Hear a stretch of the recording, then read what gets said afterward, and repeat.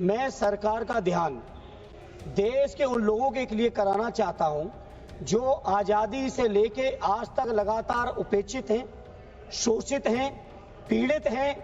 इसी सदन के अंदर पिछले 17वीं लोकसभा में सरेआम एक हमारे मुसलमान सांसद का सरेआम अपमान किया गया। इसी सदन के अंदर किया, कोई कार्रवाई नहीं हुई। अध्यक्ष जी, आज अध्यक्ष जी बहुत बहुत धन्यवाद। अध्यक्ष जी, आज आपके माध्यम से मैं सरकार का ध्यान देश के उन लोगों के लिए कराना चाहता हूं जो आजादी से लेके आज तक लगातार उपेक्षित हैं, शोषित हैं, पीड़ित हैं। इसी सदन के अंदर पिछले 17वीं लोकसभा में सरेआम एक हमारे मुसलमान सांसद का सरेआम अपमान किया गया। इसी सदन के अंदर किया, कोई कार्रवाई नहीं हुई। अध्यक्ष जी, आज अध्यक्ष जी मैं इस मौके पर कहना चाहता हूँ, समाजवादी पार्टी के अरे बात सुनिए, राणा सांगत जी निश्चित तौर पर देश के योद्धा थे। समाजवादी होते हैं। एक मिनट बैठ जाइए, आप धर्मेंद्र जी बैठ जाइए। नहीं, एक मिनट सुन ले, मेरी बात सुन।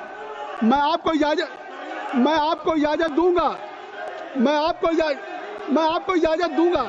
मेरी बात सुने, मैं आपको इजाजत दूंगा।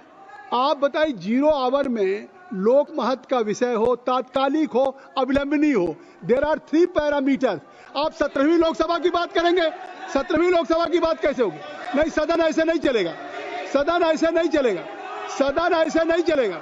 आपका कोई विषय हो, क्या बात करें? आप कैसे खड़े हो गए? नहीं, ऐसे थोड़ी खड़े हो गए। नहीं, ऐसे थोड़ी,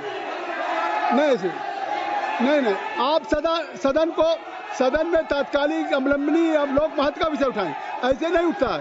आप इनको हमने अनुमति दी, आपको तो अनुमति दिया नहीं, ऐसे नहीं सदन होता। नहीं, आप बैठे। मैं समझता हूँ हर समाजवादी कार्यकर्ता के लिए बहुत खुशी की बात है। और साइकिल यात्रा पर जब निकले हम लोग, समाजवादी लोग निकले हैं, सदैव नेताजी निकले, आदरणीय अखिलेश यादव जी कई दौर में इस यात्रा को चला चुके हैं और हमेशा जनता ने साथ दिया है। 24 में भी ऐतिहासिक साथ मिला था और मैं समझता हूँ 27 में और बड़ा साथ और समर्थन मिलने जा रहा है। कोई भ्रम की पैदा नहीं, हम लोग पीडीए के अपने मुद्दे उठा रहे हैं। हर पार्टी को अपना हक अधिकार है कि वो अपने तरीके से राजनीतिक कार्यक्रम चलाए। हम लोग भी लगातार पीडीए के मुद्दों को लेकर, पीडीए पंचायतें हमारी चल रही हैं, पिछले कई महीनों से चल रही, गाँव चल रही है। अब साइकिल यात्रा के रूप में भी चलेंगे और इसी तरह से यात्राएं और कार्यक्रम चलते रहेंगे। देखिए, सरकार को मैं नहीं समझता इसकी सरकार के पास कोई दूसरा काम बचा है। सिर्फ हिंदू मुसलमान के बीच में नफरत फैलाओ, मुसलमान भाइयों को डराओ, धमकाओ, इसके अलावा कोई सरकार के पास कार्यक्रम नहीं। बेरोजगारी की बात नहीं करेंगे, महंगाई की बात नहीं करेंगे, किसानों की बर्बादी की बात नहीं करेंगे, खाद मिल नहीं रही है, गन्ने का दाम बढ़ नहीं रहा है, रोजगार कहीं मिल नहीं रहा है, शिक्षा में बर्बादी है। इस पर सरकार के पास चर्चा करने की फुर्सत नहीं है। सरकार केवल एक ही उसके पास एजेंडा है, दूसरा कोई एजेंडा नहीं। आपके सांसद को लेकर क्या सदन में भी हंगामा हुआ? रामजी लाल, हाँ बिल्कुल, उनके साथ जिस तरह की घटना हुई है वो बहुत अशोभनीय है, निंदनीय है और ये सुनियोजित है सरकार के द्वारा। सरकार ही करवा रही है, मुख्यमंत्री की मौजूदगी में ही घटना हुई है, मुख्यमंत्री भी उसी शहर में थे उस समय।